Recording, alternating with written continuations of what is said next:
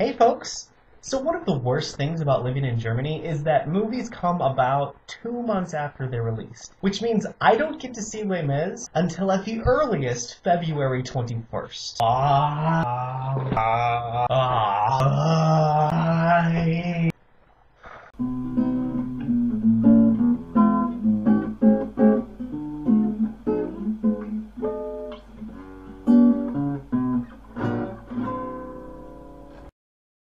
So as you may have noticed, this video isn't going up on February 21st or after February 21st, which means I have not yet seen the movie, but I've been watching every YouTube video I can find with clips from the movie or behind the scenes, whatever, reviews, whatever I can find. And one thing I've noticed is that a certain sentiment keeps popping up. Well, it's practically an opera. I mean, it's sung all the way through. Oh, yeah, it's practically an opera. In fact, I had already had this video pretty well scripted out, and then I talked to my mom just a couple days ago, and she said, well, it's practically an opera. Because I can say 100% that Les Mis is not an opera. Sort of. Kind of. Alright, it's complicated. That's the topic of the video. So I'd like to start first by discussing a few things that people do seem to think about what the difference between these two genres is. And I've come up with 3 basic, commonly understood differences. Most people believe that opera is entirely sung, and music theater is, sometimes sung and sometimes dialogue. This opinion, of course, is a little bit problematic for anybody who's ever seen a Singspiel, which is the 18th century German version of comic opera, which regularly includes acted dialogue. Mozart's opera, Die Zauberflöte, or The Magic Flute, is a great example of this. Link in the doobly-doo. It's also commonly thought that opera includes less acting and music theater includes more acting.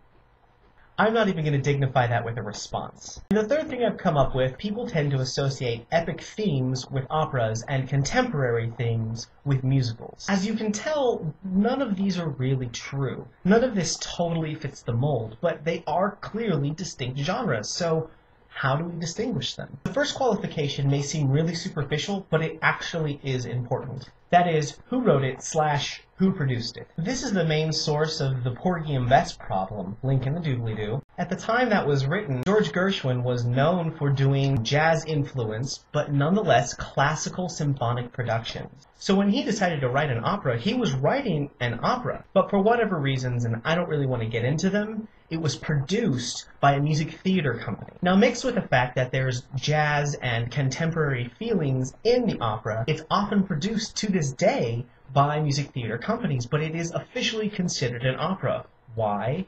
Because George Gershwin wrote an opera. You just gotta trust the guy. He wrote an opera. The other important qualification for opera versus music theater is the technique behind the singing, because there are differences. I'm not trying to say one is better than the other. I'm just trying to contrast the techniques so that we can understand how the genres work. So opera technique developed from non-amplification singing. Basically, people wanted to use really big orchestra sounds and they needed somebody who could project over it. Technique involved being very loud but also being very warm. They liked this big, warm, bubbly sound, and that's what they got. Now, technically, music theater was also an unamplified genre in its conception, but that didn't last for long, and they had a different way of dealing with getting their voices over a big brass band.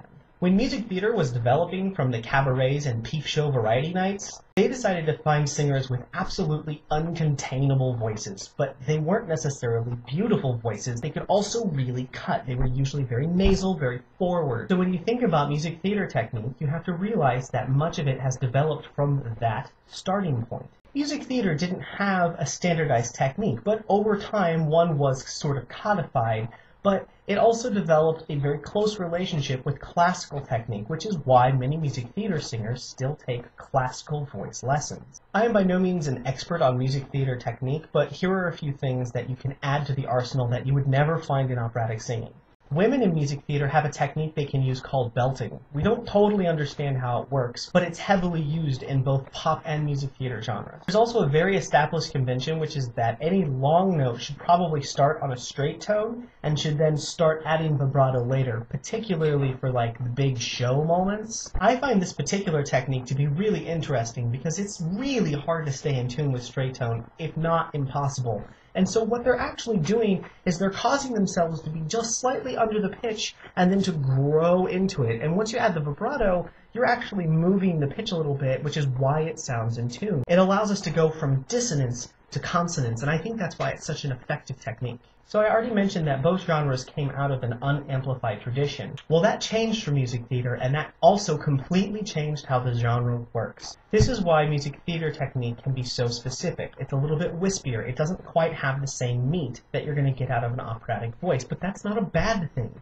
It's beautiful. It's also slightly easier to understand the words being sung. But they can afford to. They have microphones amplifying their voices, helping them get over an orchestra, which also changes the way you orchestrate the music. Music theater orchestrators aren't as careful with the voice. They tend to put thicker sounds against people who could not possibly overpower a brass section, but they don't have to.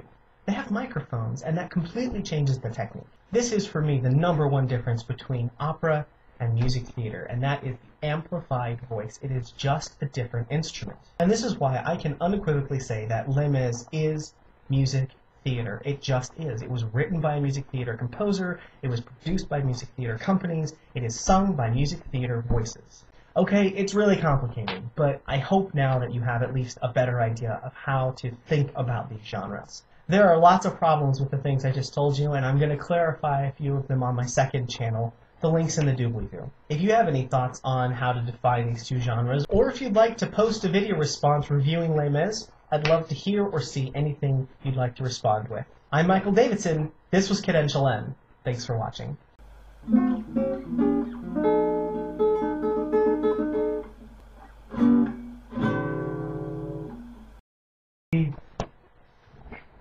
That'll be fun to cut together.